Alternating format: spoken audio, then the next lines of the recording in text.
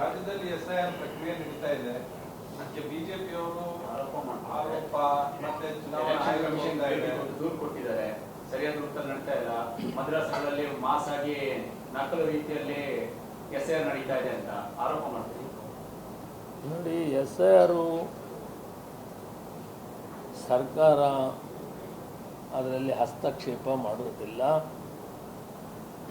ಪ್ರಜಾಪ್ರಭುತ್ವ ವ್ಯವಸ್ಥೆಯಲ್ಲಿ election commission ಅದೊಂದು ಇಂಡಿಪೆಂಡೆಂಟ್ ಜುಡಿಷಿಯಲ್ ಅಥಾರಿಟಿ ಇದೆ. ನಾವು ಸರ್ಕಾರ ಏನು ಮಾಡಬೇಕಾಗಿದೆ, ಜನರಿಗೆ ತಿಳುವಳಿಕೆ ಕೊಡಬೇಕಾಗಿದೆ. SIR ಮುಖಾಂತರ ನಿಮ್ಮ ಹೆಸರನ್ನು ನೀವು ನೋಂದಾವಣೆ ಮಾಡಲೇಬೇಕು, ಎನ್ರೋಲ್ಮೆಂಟ್ ಮಾಡಬೇಕು. ಅದರ ಮುಖಾಂತರ ನಿಮ್ಮದು ಖಾತ್ರಿ ಆಗ್ತದೆ. ಒಂದು ವೇಳೆ ನೋಂದಾವಣೆ ಮಾಡದಿದ್ರೆ, ಎನ್ರೋಲ್ಮೆಂಟ್ ಆಗದಿದ್ರೆ ಅವ್ರಿಗೆ ಯಾವ ಬೆನಿಫಿಟ್ಟು ಸಿಗಲ್ಲ, ಅವರು ವೋಟರೇ ಆಗೋಕ್ಕಾಗಲ್ಲ. ವೋಟರ್ ಆಗದವ್ರಿಗೆ ಯಾವ ಬೆನಿಫಿಟ್ಟು ಕೊಡೋಕ್ಕೂ ಆಗಲ್ಲ. ಇದನ್ನು ಕೇವಲ ರಾಜಕೀಯವಾಗಲ್ಲ, ಎಲ್ಲ ಪಕ್ಷದವ್ರಿಗೂ ಮನವರಿಕೆ ಆಗೋ ಥರ ಹೇಳಿದ್ವಿ. ಇವತ್ತು BLA 2 ಅದು ಕಾಂಗ್ರೆಸ್ ಅವ್ರು ಇರ್ತಾರೆ, ದಳದವ್ರು ಇರ್ತಾರೆ, BJP ಅವ್ರು ಇರ್ತಾರೆ, ಇವರೆಲ್ಲರಿಗೂ ಕೂಡ ಮನವರಿಕೆ. BLA O ಅಂತಿದ್ದಾರೆ, ಆಫೀಸರ್ಸ್ ಇರ್ತಾರೆ, ಅವರು ಮನೆ ಮನೆಗೂ ಹೋಗ್ತಾರೆ.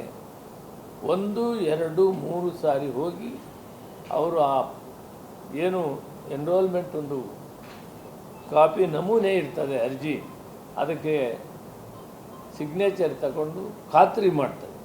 ಈ ಮನೆಯಲ್ಲಿ ಇಷ್ಟು ಜನ ಇದ್ದಾರೆ, ಇಷ್ಟು ಜನಕ್ಕೆ ಅವರು ನೋಂದಾವಣೆ ಮಾಡಿದರೆ ಅವರು ಮತದಾರರಾಗ್ತಾರೆ. ಅದಕ್ಕೆ ಮನವರಿಕೆ ಮಾಡಬೇಕು ಅಂತ ಸರ್ಕಾರ ಇದನ್ನು ಹೆಚ್ಚು ಪ್ರಚಾರ ಕೊಟ್ಟಿದೆ. ಮಾನ್ಯ ಮುಖ್ಯಮಂತ್ರಿಗಳಂತ DK ಶಿವಕುಮಾರ್ ಅವರು ಭಾಳ ಹೆಚ್ಚು ಪ್ರಚಾರ ಮಾಡಿದ್ದಾರೆ.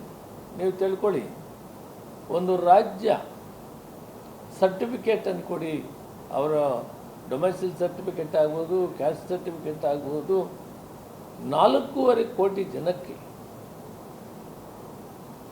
ಸರ್ಟಿಫಿಕೇಟ್ ಕೊಡಬೇಕು ಅಂತ ಸರ್ಕಾರ ವೆಚ್ಚದಿಂದ ಸರ್ಕಾರದ ರೆವಿನ್ಯೂ ಅಧಿಕಾರಿಗಳಿಗೆ ಆದೇಶವನ್ನು ಕೊಟ್ಟು ಜನರಿಗೆ ಮನವರಿಕೆ ಮಾಡಿ ಅವರಿಗೆ ಸರ್ಟಿಫಿಕೇಟ್ ಕೊಡುವಂಥ ಕೆಲಸ ಮಾಡಿ ಅವ್ರು ನೋಂದಾವಣೆ ಮಾಡೋಕ್ಕೆ ಅವಕಾಶ ಮಾಡಿಕೊಡೋದು ಇಡೀ ಭಾರತ ದೇಶದಲ್ಲಿ ಮೊಟ್ಟ ಮೊದಲು ಸರ್ಕಾರ ಈ ಸರ್ಟಿಫಿಕೇಟ್ ಕೊಡಬೇಕಂತ ರೆವಿನ್ಯೂ ಇಲಾಖೆಗೆ ಆದೇಶ ಕೊಟ್ಟಿದೆ.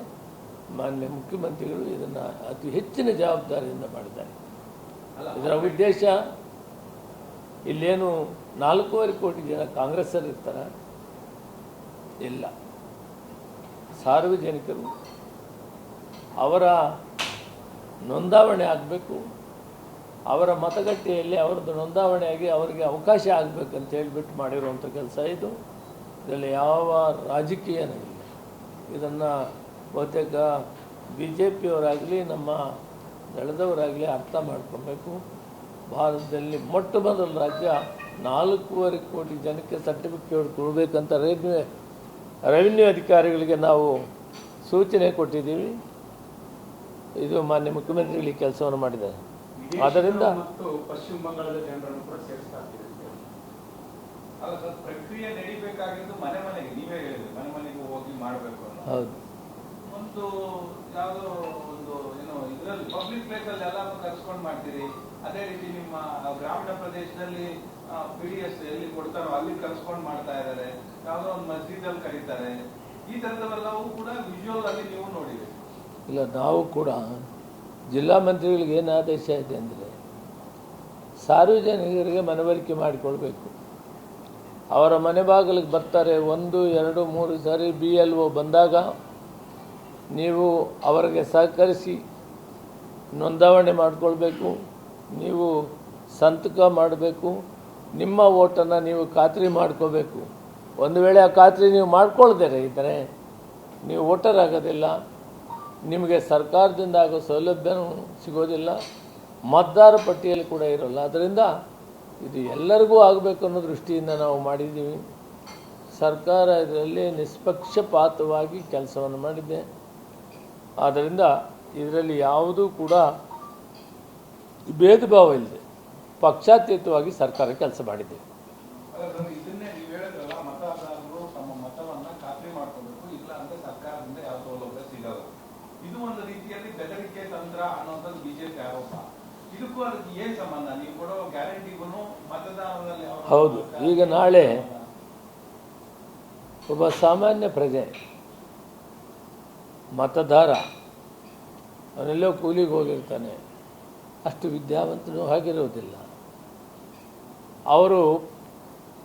ಅವರು ಹೋದಂಥ ಕಾಲದಲ್ಲಿ BLO ಅವರು ಮನೆಗೆ ಹೋದಂಥ ಕಾಲದಲ್ಲಿ ಅವರೇನೋ ಕೆಲಸ ಕಾರ್ಯಕ್ಕೆ ಹೋಗಿದ್ದು ಅವರಿಗೆ ಅದು ತಪ್ಪಿ ಹೋದಂಥ ಸಂದರ್ಭ ಆದಾಗ ಮತ್ತೆ ಅವರಿಗೆ ಸೌಲಭ್ಯಗಳು ಸಿಕ್ಕೋದಿಲ್ಲ ಅನ್ನೋದಕ್ಕೆ ಮನವರಿಕೆ ಮಾಡುವಂಥ ಕೆಲಸವನ್ನು ಮಾಡಿ, ಇದರ ಮುಖಾಂತರ ಅವರೆಲ್ಲೇ ಇಲ್ಲಿ ಮನವರಿಕೆ ಮಾಡೋದ್ರಿಂದ BLO ಅವರು ಬರೋ ಸಂದರ್ಭವನ್ನು ತಿಳ್ಕೊಂಡು ಅವರು ಬಂದು ಅವರ ಹೆಸರು ನೋಂದಾವಣೆ ಮಾಡಿಕೊಳ್ಳೋದ್ರಿಂದ ಅವ್ರ ಮತ ನೋಂದಾವಣೆಯಲ್ಲಿ ಮತದಾರರು ಆಗ್ತಾರೆ ಮತ್ತು ಸರ್ಕಾರದಿಂದ ಸಿಕ್ಕುವಂಥ ಸೌಲಭ್ಯಗಳು ಕೂಡ ಅವ್ರಿಗೆ ಸಿಗ್ತದೆ ಅನ್ನೋ ಉದ್ದೇಶದಿಂದ ಇದನ್ನು ಮಾಡಿದ್ದೇವೆ.